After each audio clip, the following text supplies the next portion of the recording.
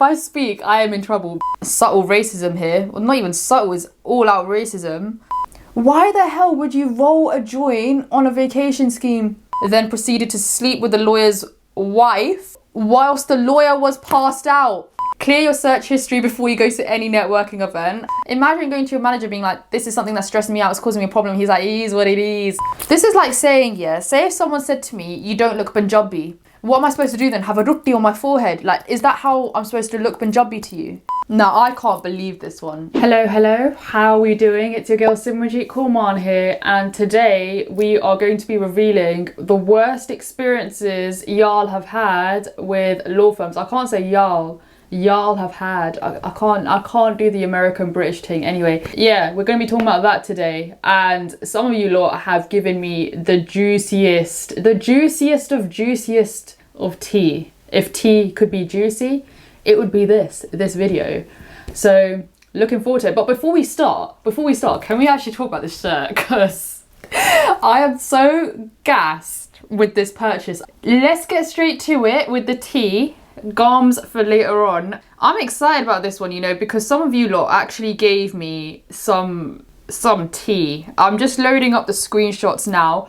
Let me actually talk about just disclaimer first of all, actually, before I start. I firstly will not be sharing any details of the individuals who provided me the tea. Of course, it's anonymous. I'm not a snitch. Mama don't raise no snake. And secondly, I was contemplating whether to mention the firm names or not, but I don't want to get sued. So we're not going to do that. I might give an inclination here and there. For example, if it's a Magic Circle firm, it's a transatlantic firm, if it's a high street firm, that kind of thing. Also, I guess, let me just quickly talk about why I'm doing this video as well. Banter aside, I think it's really important to raise awareness of shortcomings in the legal industry. I feel like it has become somewhat glamorized. There are clear problems in the legal field, but hopefully this video just raises a bit of awareness about what can actually happen. And maybe if a law firm's watching this and they're thinking, yo, I don't want our firm to be involved in this. They say if HR or whatever, or if a partner's watching this and they think, wow, that's really messed up, then it can maybe help influence firms to just take a better action as well. So all banter aside, I'm not going to claim and say I'm some saint for doing this. I'm mainly doing this for the tea, let's be real. Enough about that. Let's get into the tea. Let's go. Okay, so first one. On my first day as a paralegal in a high street law firm, I was sent to a male prison to interview about a case I hardly had any information on. I'd never been a paralegal before. It was so scary and problematic, so against the rules. Ended up having a nice chat with him, but don't think I did anything for the case. That's mad, you know, because imagine you just started a new role and then they're just like, yeah, you're going to this male prison. You've kind of been thrown in the deep end straight away like that. It's a bit peak, innit? Right. Ooh, one law firm actually sent me an acceptance email that was meant for someone else. Come on, man. You know what? This is one thing I don't get, yeah. Law firms, they will say to the end of the earth, you need to have attention to detail and stuff like that. There have been like loads of cases that I've heard personally where like law firms just, they don't have attention to detail themselves. How can you send an acceptance email to someone else? That was actually one of my fears when I got my training contract offers as well. I was just holding out and waiting for the contract because I thought this is a mistake. They've contacted the wrong person. So yeah, that's not nice. That's not a nice thing to have. Right, next one. Oh crap. This has got to do with mental health. So a bit of like a trigger warning there for anyone watching. Oh wow, so this person was struggling from a mental health perspective, and they were told that they'll be put on a PIP if they didn't get it together, basically. And apparently this is from a firm that preaches about mental health. I don't particularly know what a PIP is. Should I like Google that actually? Let me see if I can Google that. What does PIP stand for? Personal Injury Protection. All right, I've definitely got the wrong thing here, but if anyone knows what a PIP is, let me know because I'm ignorant. I'm sorry, I don't know. I think one thing that we can definitely learn from that is there are a lot of firms out there, particularly, they preach about kind of mental health or even like diversity inclusion and stuff, but I think it's really important to not take what you see sometimes on the website at face value. It's important to kind of gain your own insight as well, what you think about that, because yeah, some firms just preach it and they don't really practice it, so that's not really the best thing. So another, oh yo, this is so funny. Oh, wait. I can't say this firm, man. If I speak, I am in trouble. This firm, how do I describe them? I'd say that they're a firm with a good, strong national base. Like, you'd know about them if I said the name. They had trainees using an iPhone 5 in big 2019.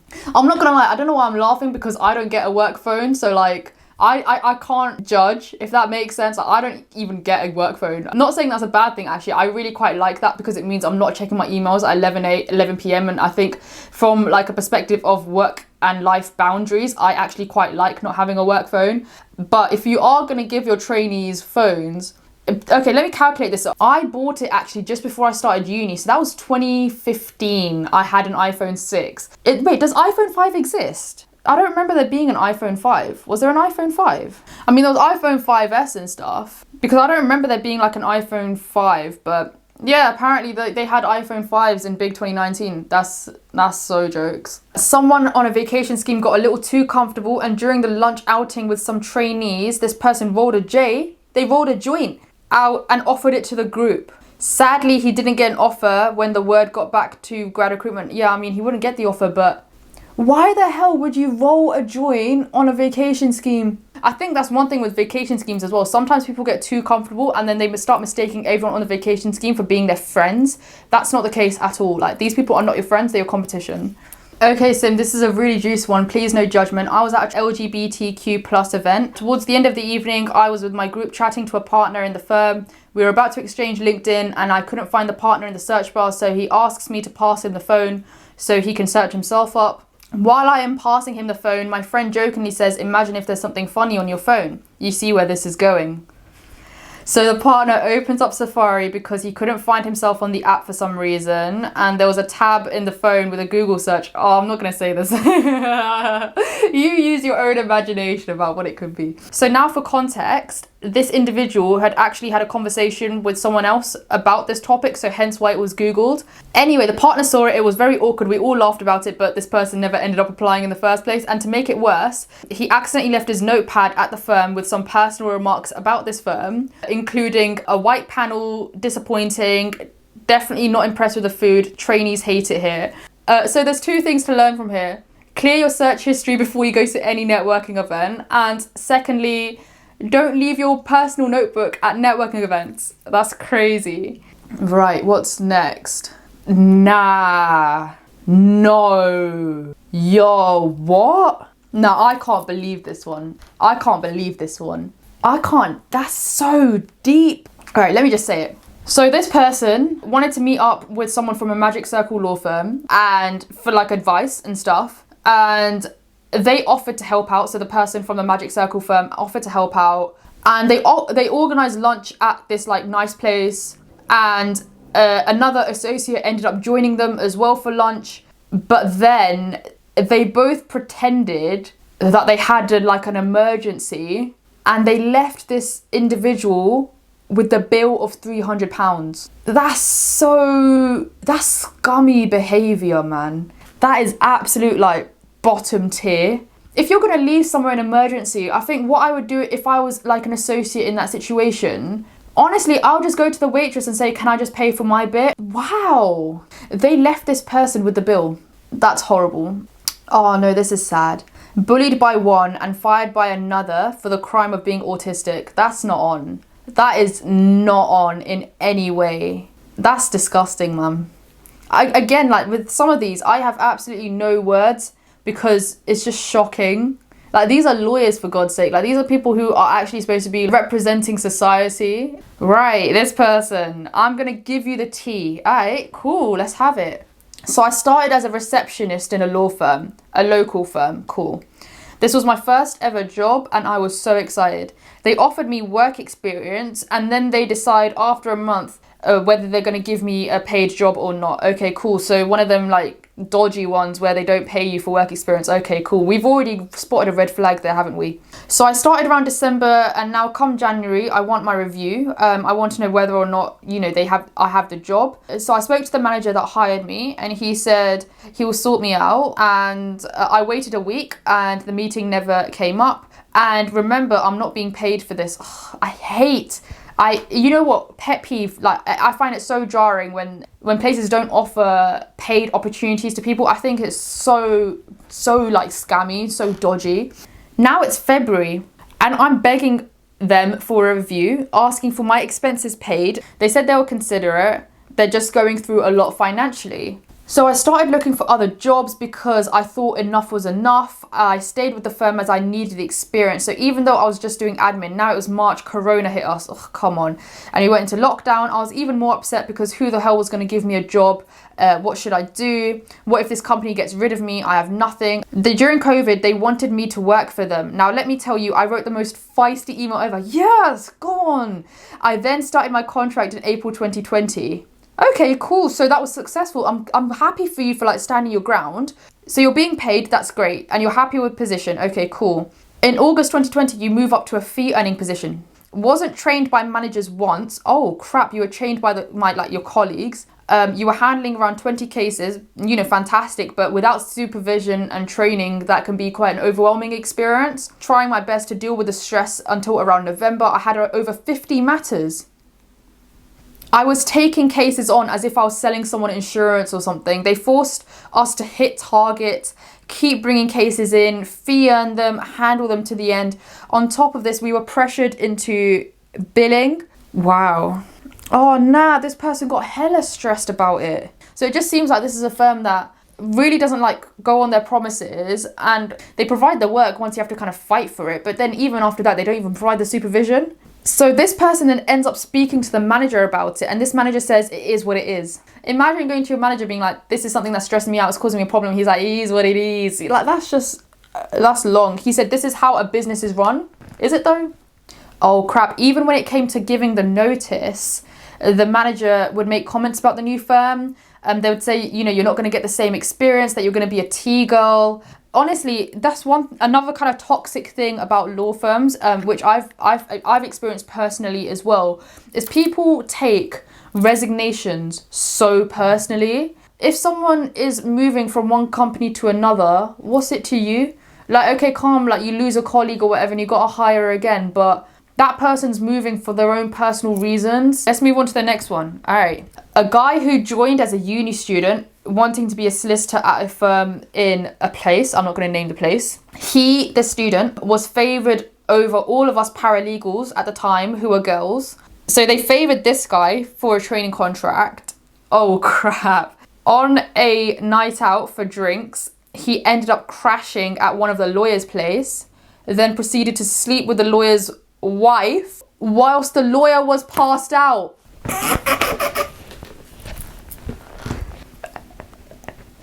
Oh, I love you guys so much.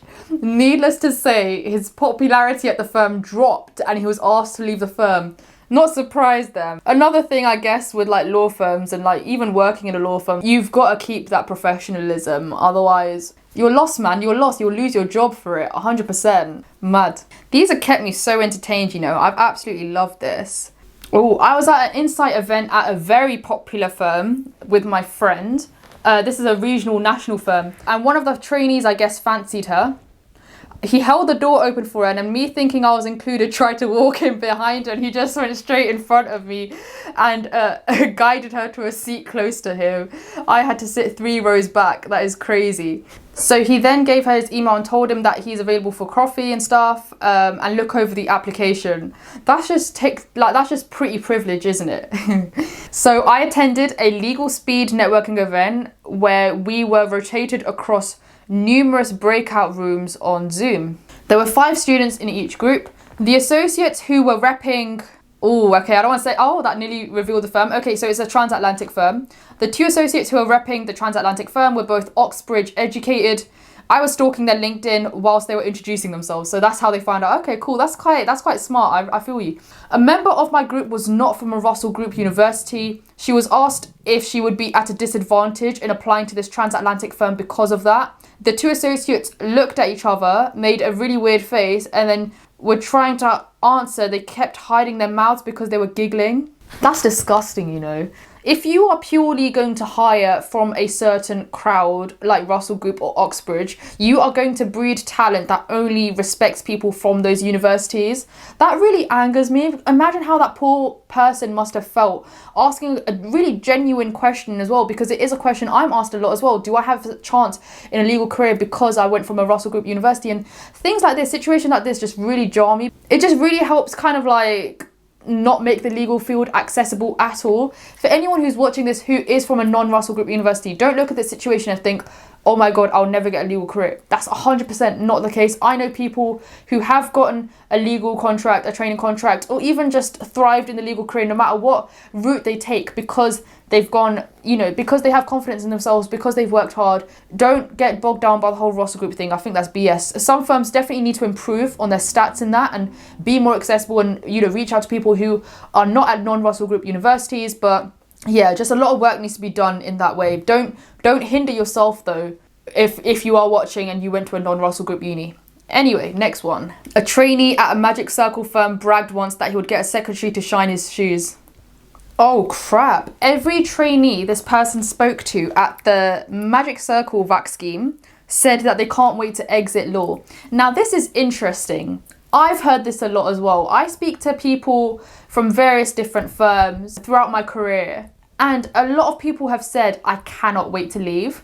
And a lot of people have also said to me, leave while you still can. And I think for me personally, it's just a bit like, that's not really that helpful because I've selected this career myself. I don't know, it just doesn't really make the legal career inspiring sometimes. I just feel like it kind of collectively just like, this is just something that we do to give us money to pay the bills and then we just dip. Yeah, I don't know. I don't personally believe in people doing, like, saying those kind of things to people who are just joining, especially on a vacation scheme as well. Like, you've worked so hard to be there for then a trainee to go, I can't wait to exit. At least give the talent a chance to make their own decisions up about it. Oh God. Okay, so an interviewer asked me what my ethnicity was and then said, I don't look like that. This is like saying, yeah, say if someone said to me, you don't look Punjabi. What am I supposed to do then? Have a rutti on my forehead? Like, is that how I'm supposed to look Punjabi to you? Stuff like that really jars me. Like, how do I have to prove my ethnicity to you? You don't look like that. What do I look like then? Waste man. So worst experience, I was in an assessment centre for a training contract at insert firm. During the partner interview, I started giving my answer to one of the questions, and one partner who happened to be the training principal, she clearly didn't agree with it because she started laughing, and then she said, moving on, before she'd even given, this candidate had even given half her answer. It put me off the firm, was so uncomfortable. That's immature, you know. That's immature. Like, why would you start laughing at someone's answer and be like, moving on? I don't know, that's weird, man. That's jarring. That's jarring. And training principal as well. That person's supposed to be in charge of the training of trainees. That's not looking good, man. That's not looking good at all. A partner told me to remove everything to do with Pakistan from my CV because I looked too foreign. I'm not even going to go into details about why that's problematic. Like, what? I mean, linking on to the theme of subtle racism here, well, not even subtle, is all out racism. I have one with regards to Islamophobia. A friend of mine was interviewing at a particular Magic Circle law firm. She got into a lift with a random partner. He began berating her, calling all Muslims oppressors, tyrants, and basically making her feel like crap. 100% like, what? She came out of the lift in tears. At the time, D&I was not a big thing, so she thought she wouldn't be supported if she reported it. Oh wow, that's mad. Again, I don't have any words for this because that is just so wrong. She felt like she couldn't report it because she wouldn't be supported. That's sad, you know. That's sad. Nah, that's not on. Next one, let's move on. All I'd say is be careful with sexual advancements from anyone at a firm. I'm a guy. Yeah, no, 100% agree with that. No matter whatever workplace you're in, whether it's outside law or inside law, definitely be careful of that. And sometimes your gut instinct is actually telling you the right thing. Like certain situations, say at socials, for example, where someone's overstepped the line a little bit, your gut instinct will like start ringing alarm bells like, this doesn't seem that professional. Listen to your gut instinct for that, for sure. Right, let's move on to the next one. Try doing a vacation scheme at a firm that I really want to mention this firm. No, I don't want to mention it. I can't mention it. It's a popular firm though. And He gets his in the office. Needless to say, I left and didn't return, and now I don't want to apply anymore. That is disgusting. Just like I'm saying about sexual advances, man, you need to be careful about that stuff. Honestly, like that's disgusting. So that is all the tea, and I don't know about you guys, but I'm tired. All this tea has actually made me want to get a cup of tea now. Thank you so much for those of you who have shared your stories. It's jokes. It's absolutely, you know, I really enjoyed this video. One of my favorite ones, and I think hopefully it's opened a few kind of eyes out in terms of not only this career but just the workplace in general. And there's a lot of things that we still need to work on collectively, and hopefully just raising awareness of it and being vocal and doing what we can individually to make sure that workplaces are welcoming, they're accessible, and you know, these things don't happen, then you know, it just all lends into the workplace being a better place to work in. Thank you so much for watching today's video. I really appreciate the support. If you like this video, like, comment, subscribe, all of that. I'll see you all in the next one.